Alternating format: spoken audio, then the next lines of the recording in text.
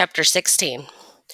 Jack wasted the next couple of hours while waiting for Beth to return, ringing phone numbers listed under Blackstone in Auntie Lil's phone book, and asking if Richard lived there. That was until he remembered that research scientists probably didn't have their numbers or addresses in directories or online in case nutters hassled them. By the time Beth got back, he was feeling touchy and tired. No luck, she said, as she slumped on the sofa next to him. The man must be a workaholic, either that or he left by a secret exit. I'm fed up with this. We'll go back to the lab tonight and hang around, said Jack with determination. If we are, if we don't see him, we'll try to get inside. What's the point of doing that? Beth gazed at him open mouthed. What do you think we'll find? There's not going to be a ready-made cream on the shelf waiting for you. Even if there was, we don't know if a new cream is what you need. What do you mean by that? He asked. She shrugged but said nothing. Something's going on there, he said. Did you see Fiona's face when I mentioned Dad's name and when you asked about the private lab? She's hiding something. I know it. Beth stared at him, her forehead scrunched into a puzzled frown. I didn't notice anything. She was just cross that we'd pretended to be researching a school project. Jack shrugged. All that do-good research is a brilliant way of hiding what else is going on. He couldn't explain how he felt to Beth. Some urge was propelling him onwards. Yes, he wanted to find Dad and get the help he needed for his out-of-control allergy, but he also needed to know what Dad had been involved in. I want a proper look around. I'm not going to get info any other way. It might be the key to finding Dad. If we meet Blackstone face to face, he might listen to me. I can't wait weeks for an appointment. He's not likely to be hanging around in the middle of the night, is he? And how are we going to get inside? The security guards must be on duty 24/7. Who knows what we'll find? And then there's your leg. Beth's voice sounded so shaky, Jack glanced at her in surprise. My leg feels much better with the painkillers, and the antiseptic will start working soon. I'll manage. I have to. But you don't have to come with me if you don't want to. Jack was puzzled. He couldn't work Beth out. She was usually the optimist, the one to spur him into action, but that girl had vanished. What's the matter? It's been kind of exciting up till now. Beth's eyes looked red and shiny. She fiddled with her hands in her lap, twisting her fingers together. I'm glad you found it entertaining, said Jack dryly. But this is serious stuff, she continued. It's madness to go in there. Things could go wrong. We'd be breaking the law. What if we get caught? We'd be turned over to the police, and it won't help you find your dad. Great. She'd got cold feet. He'd assumed she'd think the same as him, that she'd fall in with his plan. You were the one who said we should try and see Blackstone. Now you're saying the opposite. I thought you wanted to help.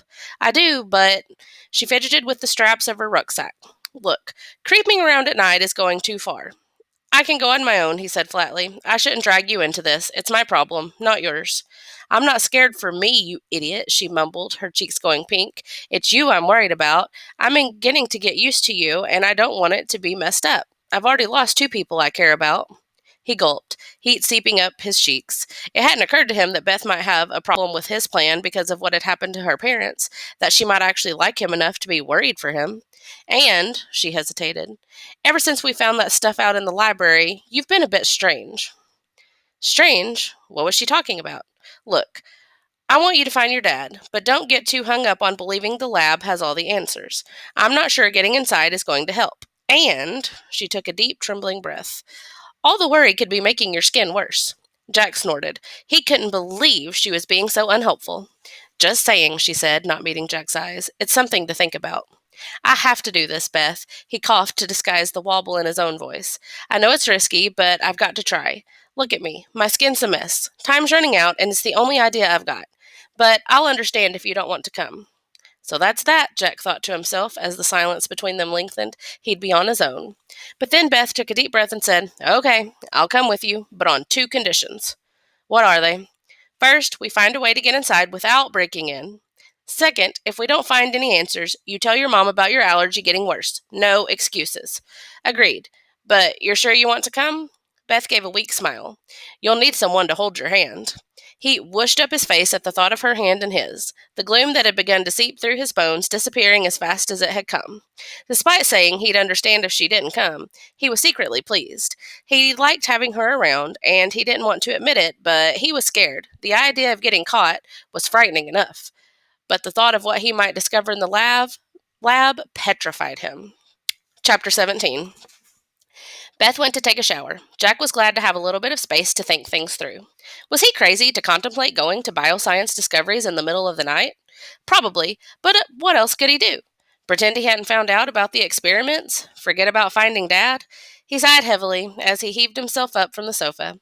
He couldn't think straight when he was hungry, and it was ages since he's eaten breakfast. Auntie Lil, he called out as he made his way into the hall. Do you want a sandwich? No response. A deep humming noise drifted from upstairs. Jack hobbled up the steps and made his way along the landing. The humming grew louder as he approached the spare room Beth used. What a mess! Auntie Lil switched off the hover when she caught sight of Jack and showed him a pile of dust which lay on the floor. I can't begin to imagine what Beth's been doing in here. Jack stared in horror, mesmerized by the sight of the remains of Beth's parents sprinkled over the carpet and Auntie Lil with the hoover. He was sure this wasn't the kind of scattering Beth had in mind. An ash trail snaked its way from Auntie Lil's feet to Beth's bed. The trail ended next to the unzipped rucksack, which Beth must have stuffed under the bed before she had her shower. I'll need a dustpan and a brush, she said, putting down the hoover pipe. I don't want to ruin the cleaner with this grit. Jack thought fast. No way could he let Auntie Lil throw the ashes away. Beth would go mad if she found out. Don't worry, I'll tidy it up. Auntie Lil's eyebrows crinkled together as she looked at him. If you're sure, it's a little late in the day for me to start cleaning. Maybe we shouldn't mention the mess to Beth, he added. She might be embarrassed having made it. Said Auntie Lil, folding her arms across her chest. I think you need to tell me what's going on here. Jack opened his mouth to protest that nothing was going on, but Auntie Lil fixed her stern gaze on him. You don't fool me, Jack. I expect you to tell me when you've cleaned up. Jack sighed and then nodded. After Auntie Lil had left the room, he grabbed Beth's bag, yanked the zip down the rest of the way, and peered inside. The lid of one of the wooden urns gaped open, the clasp slightly bent out of shape. He lifted both boxes out, put them to one side, and dug around inside the bag. Then he tipped it upside down over the open box, and a handful of ashes trickled out. Now all he had to worry about were those on the floor. He started scooping them up with his hands and pouring them into the box. He worked quickly, aware Beth would appear at any second. Once he had gathered up as much as he could, he looked inside the urn. His heart sank. It contained barely half the ashes it used to have. A crazy idea enters his head. He could remove the dust from the Hoover bag and shovel that in too, but somehow it didn't seem right to mix Beth's mom with household dirt. So he pressed the faulty clasp back into shape, shut the box, and placed it carefully in her rucksack. He lifted the bag to test its weight, swearing under his breath. Beth was bound to notice it was lighter than it used to be. He carried the dustpan and brush into the kitchen, where Auntie Lil was making a cup of tea. Beth hadn't reappeared yet. So, she said, pouring water into the pot, what was that all about? Jack's heart began to pound. What should he say? Beth had trusted him with her secret, but Auntie Lil was perfectly capable of packing him off home if she sensed he was lying to her. Then there would be no chance to investigate bioscience discoveries. He took a deep breath. Her parents' ashes. Auntie Lil's mouth fell open. Ashes! Why on earth is she carrying them around? Jack shrugged. This is dreadful. She needs to be told what happened. I should speak to her. No. The words came out more forcefully than he'd intended. Auntie Lil paused, her crinkled eyes regarding him kindly. Somebody needs to. Perhaps it'd be better coming from you? Jack nodded. His mind turned over a dozen thoughts simultaneously. Beth had spent her last 2 years carrying those boxes. She'd go ballistic if she found out that half the ashes were missing. He wasn't going to be the one to tell her, at least not right then. He'd wait. Wait until after the trip to the labs. Find a way to break the news to her gently. He didn't want her to freak out. He'd come to rely on her confidences when he felt shaky. Entering the sitting room, he gazed around, spotting a glass paperweight he'd bought for Auntie Lil when he was on holiday with Mum and Dad in Cornwall a few years ago. He picked it up, rotating the weight in his hand. The glass was cool, heavy, and smooth like velvet. Different shades of blue, green, and scarlet swirled together in the center of the dome, creating a kaleidoscope of color. He hurried as fast as he could back upstairs and jammed it into the bottom of Beth's bag. That night, Jack found himself skulking in the bushes with Beth outside the perimeter fence of the laboratory. They had sneaked out of the house while Auntie Lil slept. Jack knew once she went to bed, she rarely stirred before morning. Twice, though, he'd gone to wake Beth up, only to hear Auntie Lil still moving around in her room. Eventually, they'd caught the late bus and got off at Shelchester, realizing it was safer to walk the rest of the way. By the time they got to the site, 1 a.m. had come and gone. To Jack's dismay, Beth had brought her rucksack with her. It goes where I go, she'd said as they got ready to leave Auntie Lil's house. There was no persuading her otherwise. They spent the next hour peering through the thicket, watching for any sign of Blackstone. Eventually, they had to admit they couldn't wait any longer. Blackstone was either not coming out or had gone home. And this was despite the fact Beth had spotted what they thought was his car parked, registration plate BL09ACK. Time for Plan B. On their last visit, Jack had spied an open window high up on one of the other buildings. This was how he imagined getting inside and keeping his promise to Beth. Technically, going through an open window wasn't breaking in, and if everything went to plan, no one would know they'd even been there. He told Beth if it was shut, they'd leave. Trouble was, however, hard he squinted, he couldn't see if the window was still open. "How are we going to get past the guard and security cameras?" whispered Beth. "If we stay out of the light, the cameras won't pick us up." Jack spoke confidently, but his insides felt as though they'd turned to mush. He had no idea if the cameras were infrared or not. If they were, they'd be in trouble. "What if the fence is electrified?" "It's not," he said. "There aren't any of those connector things. I checked when we were here earlier. The window's under that wall. Hopefully we'll find a way to climb up." "And if we can't?" Jack shrugged. He hadn't planned that far ahead. He wished Beth would shut up. It was as if she was trying to think of obstacles to stop them doing this. In the gloom, her face appeared deathly white, partly from her makeup and partly from fear, he guessed. He realized his hand was trembling. He wiped a sweaty palm on his trousers. The guard, a different one to earlier, sat in the gatehouse listening to the radio. Jack picked up the faint music drifting towards them on the soft night breeze. They had already watched him do 2 inspections of the perimeter fence, swinging his bright torch in a wide arc from right to left. Each time he'd taken 10 minutes to walk around the site and back to the gatehouse. They waited. At last, after what seemed like an age, the security guard reemerged from his hut. Jack held his breath as, yet again, he passed by their hiding place. The second he turned the corner, they sprinted to the 3-meter high fence and climbed up. The climb was fairly easy as the wire links provided plenty of finger and toe holds. Jack had brought an old sweatshirt with him, which he hurled across the barbed wire at the top. He scrambled over, dropped onto the ground on the other side, and dashed towards one of the other older buildings. Beth followed him at various intervals. Lights illuminated the pathways around the site. They hugged the walls to avoid being exposed. Jack came to a stop and peered upwards. This was the right spot. He inspected the wall, running his hand over it. Ivy covered the rough bricks, but wasn't strong enough to use like rope. Then his hands hit something hard and cold. Good. A thick drain pipe. Jack gave it a tug. It felt strong. He positioned his hands above the first bracket and heaved himself up. The climb was harder than he'd expected. He had to rely on touch to find handholds. The pipe kept slipping through his fingers. His leg throbbed, and he desperately wanted to scratch the scab on his hand, which had started to itch again. "I must be mad," he thought, cursing himself for coming up with such a stupid plan. Too late to change his mind now. Every 15 seconds, the beam of a security light swung across the buildings, hitting the wall less than a meter above him. He waited, clinging to the pipe like a monkey on a tree, pressing his body against it to make himself as invisible as possible, until the beam had passed. Then he clambered on, praying he'd make it past before the beam made its return trip.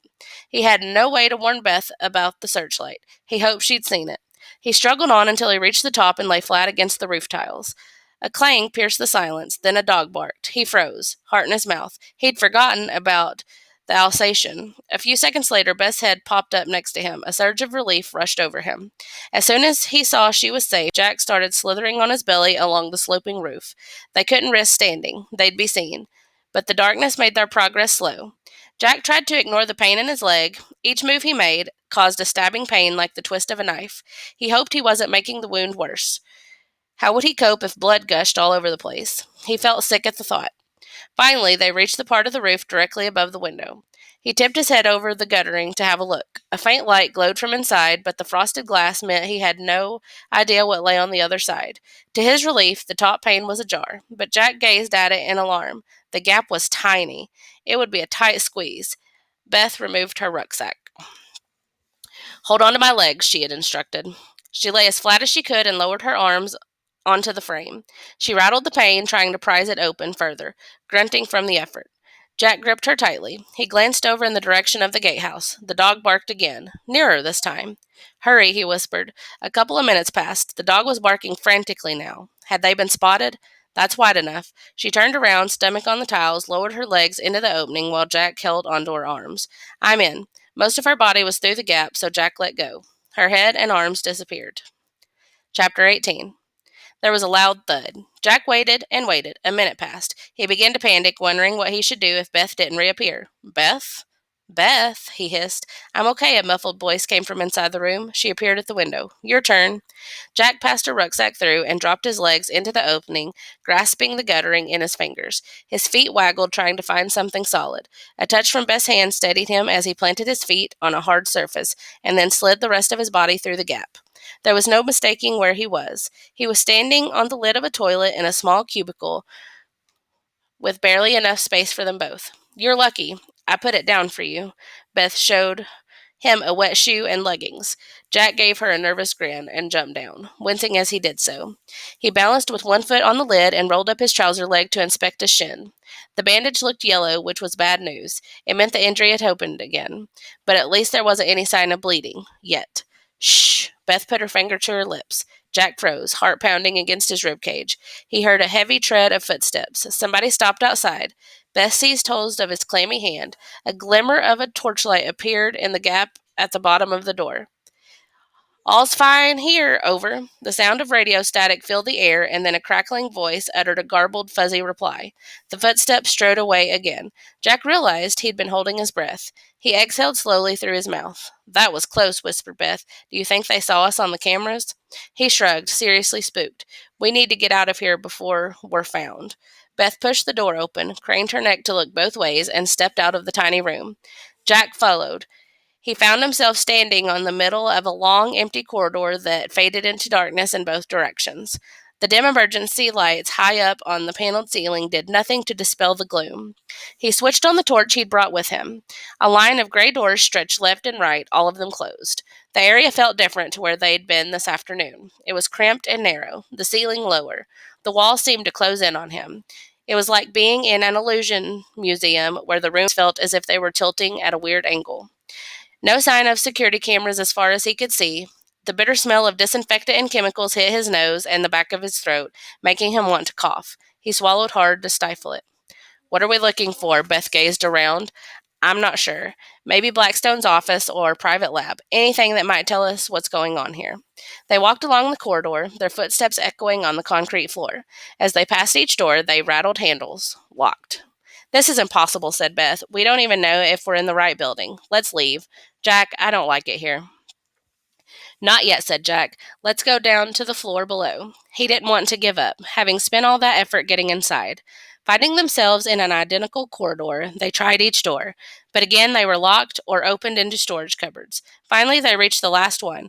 Jack could see a splash of bluish light spilling through the crack at the bottom. He jiggled the handle, not expecting it to budge, but this time, to his surprise, it turned. Wait! Beth put her hand on top of his to stop him. What's that? Jack paused a moment. His breathing became shallow and fast as he listened. High-pitched screeching noises filtered through the closed door. He and Beth stared at each other in horror. It sounded as if something or someone was in unimaginable pain.